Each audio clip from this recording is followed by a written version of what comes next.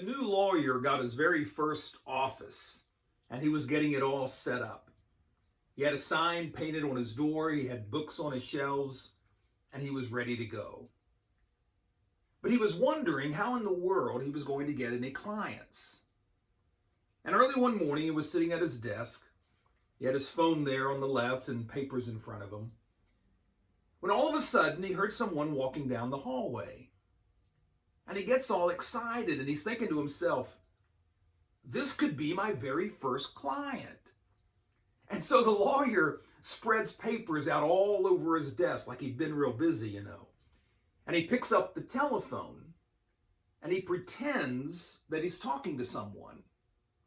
And he's sitting there saying, "Oh, yes, sir, I can handle that case. No problem whatsoever. I've handled all kinds of corporate cases. That won't be a problem at all. I'll be happy to work with you." And he's just jabbering away. Well, meanwhile, the man who had been walking down the hall gets to the doorway and he leans up against the door. And so the lawyer moves the phone away from his head and he puts his hand over the mouthpiece and he says to the gentleman, "May I help you, sir?" And the man at the door says, "Yes, I'm from the telephone company, and I've come to hook up your phone." Now, here is a man who was putting on an act, and he got caught.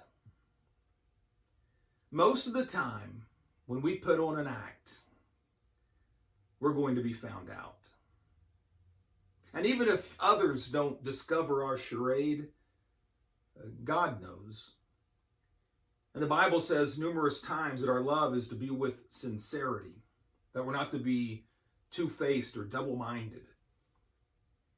And so don't pretend to be something that you're not. Thank you for watching, and be kind.